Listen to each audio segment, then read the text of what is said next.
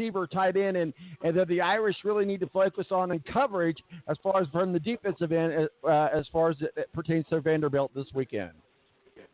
They have the same kind of threat at quarterback, I think, with Kyle Schumer that Ball State had with, I don't remember his name off the top of my head, but I think you got possibilities there. And then Khalija Lipscomb at wide receiver can be a solid player. And, of course, at the running back spot, don't forget about Keyshawn Vaughn. He has speed. The thing is, though, teams have been keen to stop him. If they can get the offensive going as far as the pass, Keyshawn Vaughn could be another factor for the Commodores on Saturday. Well, absolutely. Keyshawn Vaughn and Jamari Wakefield and the other guy that's got a really long name that I can't pronounce, Belascom game in the backfield. Lipscomb, really, you mean? Lipskin, I'm sorry. Certainly, we'll see how they play in the backup. We want to get into some of these other games here.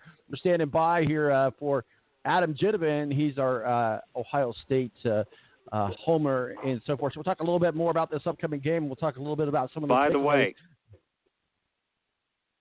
what happened to Florida last week? Remember I said they were in danger? Kentucky knocked them off for the first time in 32 years. What that tells you is that Charleston Southern game was not a true telling of just how good or bad this Florida team is. I think this is still a program that is in a little bit of peril right now, and in the SEC where there are so many dangerous squads, this could be an ugly year if you're a Gator fan. It was on the game plan. We were definitely going to get to that game, and absolutely. And as you know, we titled the show this week, "The Wildcats Have Their Week," and I know we saw your Twitter that you put out about how you call that game. That's great. We'll go ahead and go on into that game. Like I said, we're standing by for Adam Jivden. I was just going to get some final more thoughts on. Speaking of the devil, but not really. Adam Jivden joins us, the Ohio, a.k.a. Buckeye Adam. How are you, sir? I'm doing good, Tom. How are you doing tonight? Fantastic. Rick's got the night off.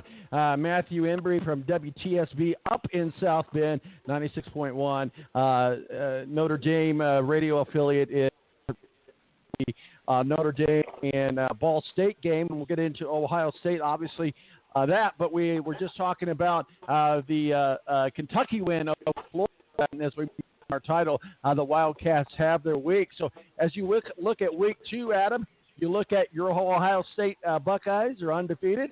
There's going to be a real challenge. We'll get into that TCU breakdown here in just a moment. Ball State played a very good game against a very weak, mediocre Notre Dame as well, and Notre Dame is going into Vanderbilt this weekend, and certainly you gotta give the Wildcats credit for getting a win against Florida. Yeah, absolutely. I think Kentucky has slowly kind of been closing the gap on some of the SEC East outside of Georgia. So really the rest of that division has been really struggling. And if there's ever a time for a team like Kentucky to get a couple wins that they haven't had in, say, 31 years, this is the year, this is the time to do it. Well, Adam and Matt, let's get into this Ohio State talk. Obviously, this is the last game that Ohio State has to play without their coach, Urban Meyer. Obviously, we know he was suspended for 3 games relating or non-relating to some domestic violence issues with one of his wide receiver coaches. So that suspension is up after this week. The problem is, Adam, they play a team like TCU. A lot of people would think that the 3 games would have been an easy 3 wins for Ohio State and that they could pick up a beat without Urban Meyer. I think this is going to be the biggest challenge of his suspension comes up right up this weekend with TCU, the Horned Toads, or whatever the heck they're called. Go ahead, Adam. Yeah, I mean, this is by far the hardest game that they've got within the first within the non-conference slate.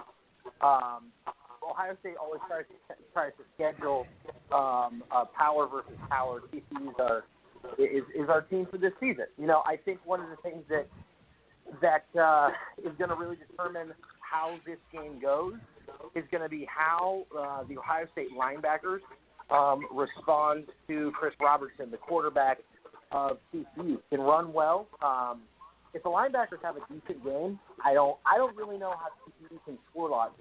It's an offensive line that's returning 2 starters from last year against what's arguably the best defensive line in the country, headlined by Nick Bosa as well as Chase Young.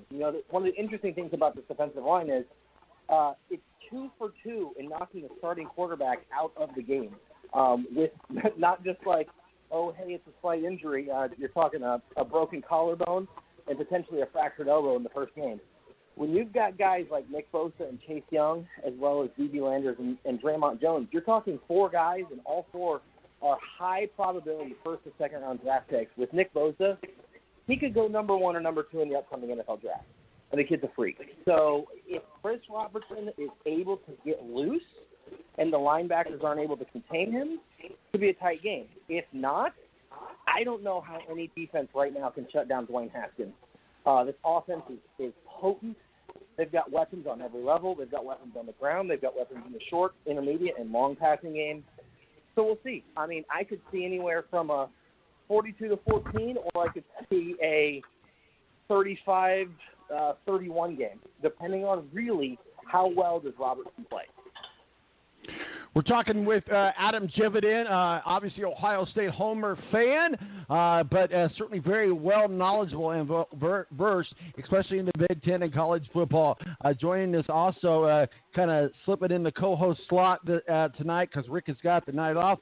I am typically the co-host. Rick is the host. But either which way, Matthew Embury from 96.1 WSBT up in South Bend. What do you got for Adam regarding Ohio State, TCU, and what have you, Matt?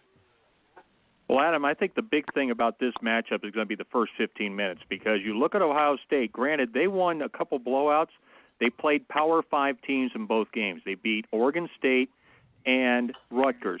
Compare that with TCU, who beat San Diego. Now, this is not the San Diego State Aztecs. This is the San Diego Toreros, who are an FCS mid-major because they're a non-scholarship school. And then you have them beating SMU, and this is not the SMU from the 80s. So the question is, in my mind, is just how legit were those wins and just really how good this TCU team is, because we really don't know what this school can provide at this point. And I'd say right now, if the first quarter goes like I think it might, where Ohio State gets an early jump, it could be a very long day for TCU regardless of how good they are with the dual-threat quarterback that they have. And Sean Robertson, I think the thing right now, you look at the scenarios right now, if they fall behind early, I don't think this is a TCU team that can come from behind against a team like Ohio State.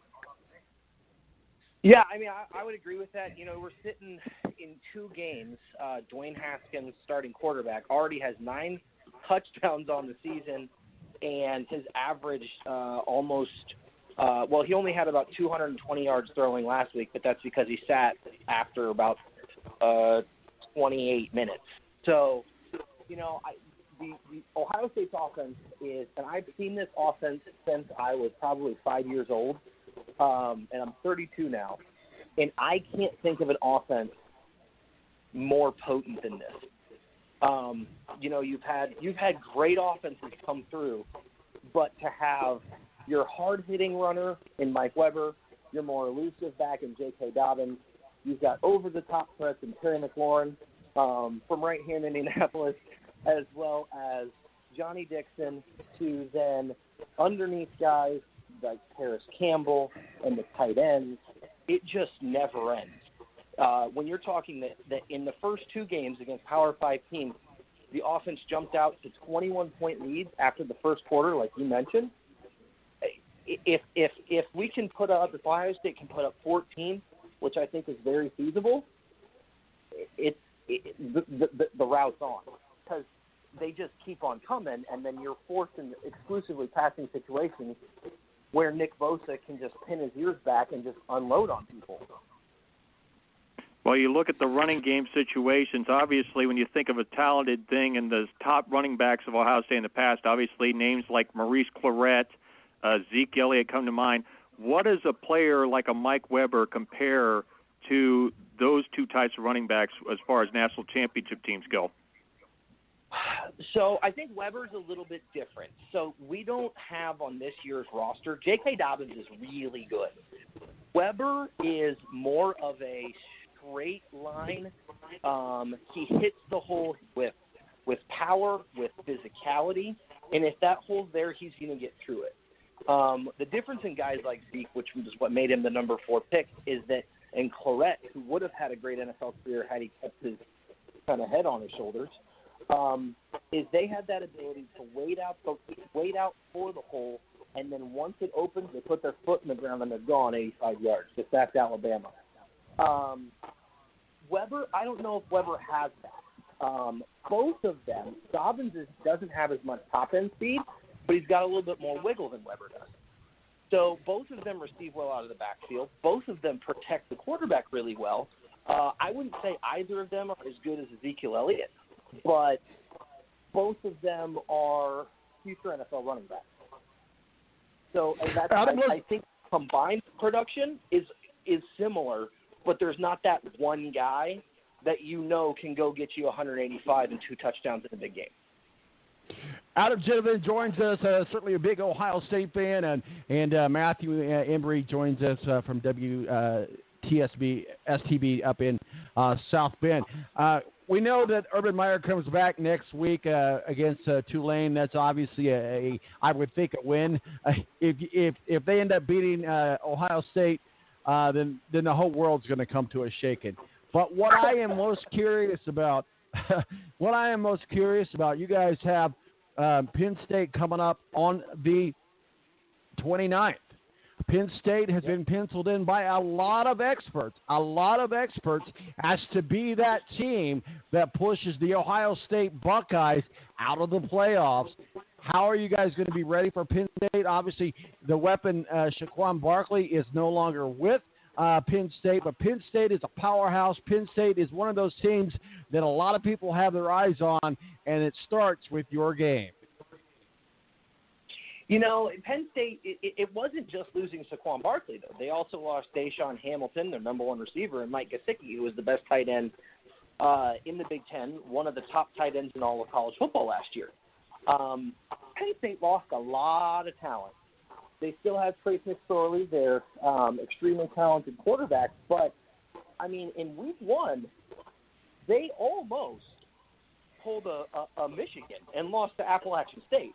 Now, last week they rebounded, but I don't know what to expect about this Michigan game, this Penn State team. They have talent that returns, but when you struggle in week 1 with an FCS school, granted it's one as good as App State, you never know. Michigan State, they struggled their first week, and then they went out and lost to Arizona State the following week. So I could see a scenario where, because of the rivalry between Ohio State and Penn State, they keep it close. But again, when you're talking, I don't know of a defense on Ohio State's schedule that can hold this particular unit. This isn't the J.T. Barrett unit, and I love J.T. Barrett for what he gave to our university, but he can't throw it like Dwayne Haskins. I don't know if Urban Meyer's had a quarterback since Alex Smith that can throw it like Dwayne Haskins. He's right now at a 79.8 completion percentage through 2 games, which is just baffling. So if you figure, and one of those games is in the rain, by the way, but when you figure that somebody's going to have to hold this offense under 35, then the next question is, with the defense and with the secondary that has produced first-round talent every year for the last 5 years, and it's showing no signs of slowing down, who's going to score more than 35 on this defense in the Big Ten and on that schedule currently? And the answer I just have is right now, outside of an injury, I don't know.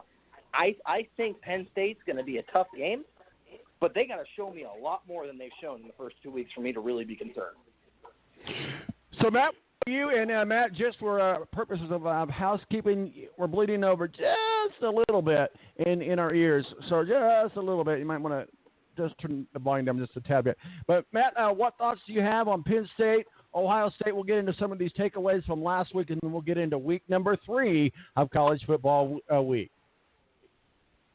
Well, looking at it, obviously Penn State got a big break from Pitt being their own worst enemy. Pitt got flagged 14 times for over 116 yards of penalties last week, and they also committed 3 turnovers. I mean, a 51-6 loss. I mean, Pitt was their own worst enemy in that game. So that's part of the reason why there was